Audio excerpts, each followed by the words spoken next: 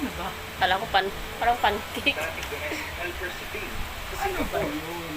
Matapos ang halos 30 taon, napauwi siya ng Pilipinas dahil na-diagnose siya may cervical cancer. Ano ba yan? Ngayon, 1 taon na niyang nilalabanan ng sakit. Dumating na ako sa point na sabi ko, ang dami-dami ko nararamdaman. Parang sabi ko, bala na. Ang inisip ko na lang, di naman nakakatakot mamatay. Hindi mo sa taon na siya sa gabi bumabutin. Kaya lagi ko pinagdarasal. Mulan ba? Huwag na yun. Diba? Kasi ngayon Hindi ako. tayo na ako. Ang tanging pinagkakabalan niya lang ngayon ay ang mga simpleng gawain sa bahay. At ang pagbantay sa munti niyang tindahan.